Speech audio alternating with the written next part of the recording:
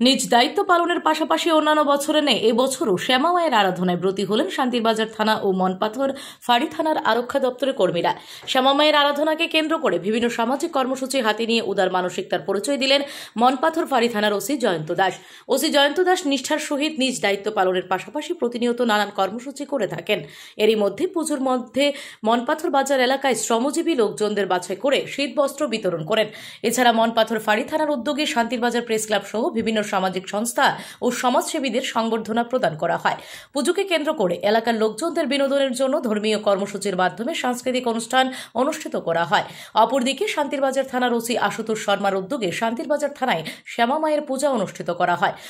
OC Ashutosh Sharma Santirbazar থানায় এসেছেন কিছু সময়ই হয়েছে। থানার দায়িত্ব পাওয়ার পর কিছুদিনের মধ্যে ওনার সাধ্যমতো পুজোর আয়োজন করে পুজোয় আগত ভক্তবৃন্দদের জন্য পুষ্পান্নের ব্যবস্থা করা হয়। শান্তিরবাজার থানা এবং মনপাথর ফাঁড়ি থানায় আয়োজিত কালী পুজোকে কেন্দ্র করে আরক্ষা দপ্তরের কর্মী ও স্থানীয় লোকজনদের মধ্যে ব্যাপক উৎসাহ ও উদ্দীপনা লক্ষ্য করা যায়।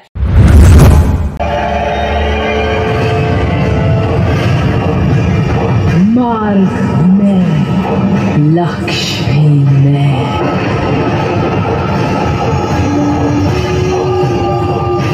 मोह में त्याग भी में